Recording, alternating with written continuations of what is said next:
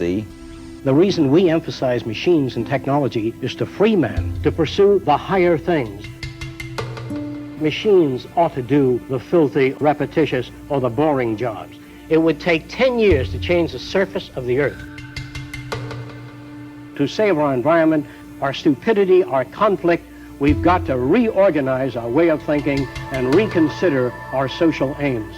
We must put our mind to this as we do to put a man on the moon.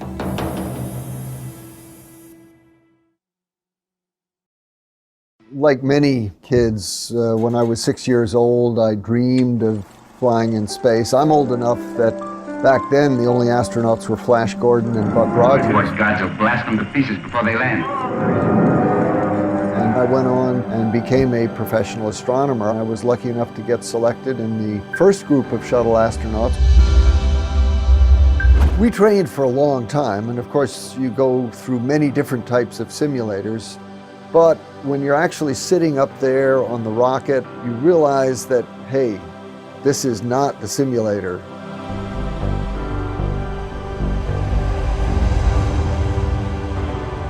The whole vehicle is shaking a little bit on the pad. And then you hear this roar down beneath you, and the whole shuttle tilts forward a little bit.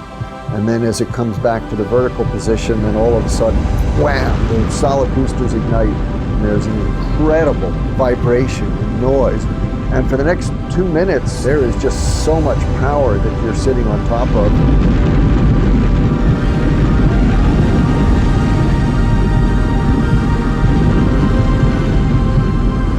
I was just sort of holding on, thinking to myself, whoa, I hope this whole thing holds together. And sure enough, it did. Of course, by that time, looking out the window, the blue sky has already turned to the blackness of space. And I can see in the distance the coast of Africa coming up into view, and I always remember that feeling on my first flight when I realized, wow, you're in space.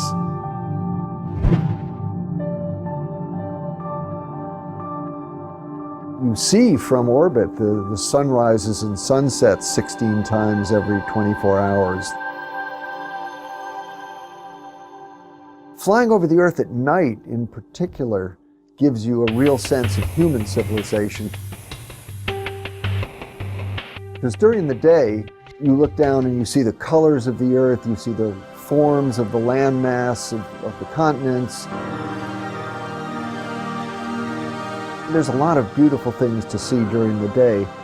There's also the view of the impact that humans have had on our planet, and that can be pretty scary. Over the course of 11 years of flying, I watched as the Amazon jungle was continually being deforested. At night, you constantly see agricultural burning all over the world. You could see harbors being silted up. You could see in Africa how the tree line would go up every year. And of course, we know about global warming and what we're doing to the atmosphere. That's the other thing that you really get a sense of from space, is how thin our atmosphere is.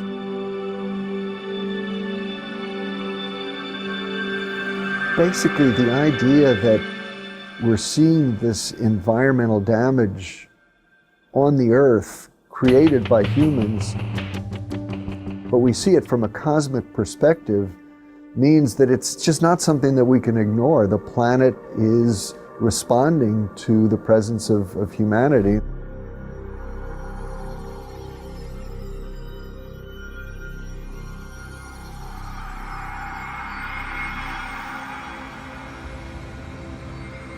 The Earth is a very small stage in a vast cosmic arena.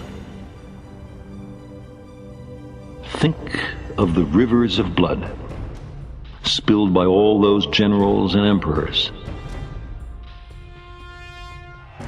so that in glory and triumph they could become the momentary masters of a fraction of a dot. Think of the endless cruelties visited by the inhabitants of one corner of this pixel on the scarcely distinguishable inhabitants of some other corner. How eager they are to kill one another, how fervent their hatreds. Our posturings, our imagined self-importance, the delusion that we have some privileged position in the universe, are challenged by this point of pale light. Our planet is a lonely speck in the great enveloping cosmic dark. In all this vastness, there is no hint that help will come from elsewhere to save us from ourselves. From ourselves.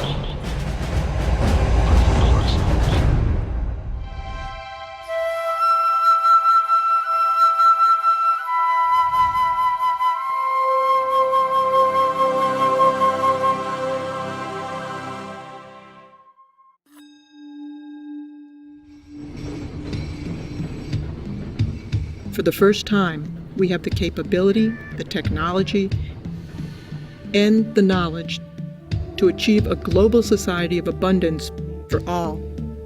We cannot continue as we are, or the consequences will surely be dire. A 2012 UN report states that a global population growth from 7 billion to almost 9 billion is expected by 2040. Demands for resources will rise exponentially. By 2030, requirements for food are projected to rise by 50%, energy by 45%, and water by 30%. We are presently depleting natural resources 50% faster than their planet can renew. At this rate, it is estimated that we'll need 3 more planet Earths to keep up with resource needs as they are today. What is the 6th extinction? Is it happening right now? What's the cause of it? What we as human beings are doing to the planet, changing the basic conditions of life very dramatically and very rapidly.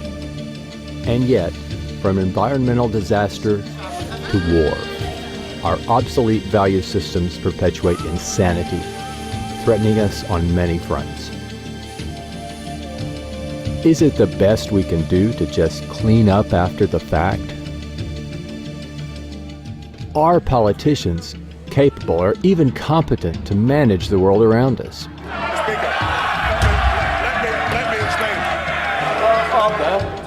The Prime Minister. Are we simply incapable of anticipating and planning for our future? Are we innately flawed in ways we can't change? Why not just use firing squad? We often hear that human nature is fixed. It's only human nature. And our worst qualities are inborn. How are they going to stop being criminals? Oh, nonsense. They were born that way, and there's no use trying to change them.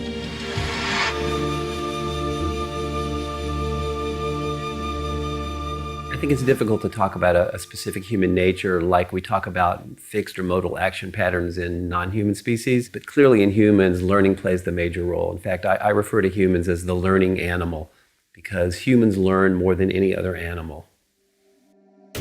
And yet, considering our history of regression, warlike tendencies, jealousies, and hatred, we still have much to learn. One would think it impossible to simply overlook the conditions we're immersed in. The culture doesn't know any better. They don't know what forces are involved in shaping human behavior. Therefore, they invent their own concept and project their own values into human behavior and say that's human nature. That's where they're wrong. Right now we have an explosion of technologies in our culture, and I think many people think that technology is going to save us.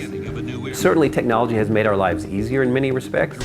Find parking space. Parking space found. Sometimes it's good, sometimes it's not so good. Drones armed with Hellfire missiles. How would you like to get paid to spy on your neighbors? But there's one technology that we don't have that we sorely need if we're going to really change, and that's a technology of behavior. So the science of behavior needs to be applied applied like the sciences of physics, chemistry, and biology have been, that's the one missing, ingredient in our culture. And that's the toughest one because it opposes the way that most people think about themselves. Examining human behavior in the same manner as any other physical phenomenon will enable us to understand the factors responsible for shaping our attitudes and our conduct. All natural scientists assume that their subject matters are lawful and orderly.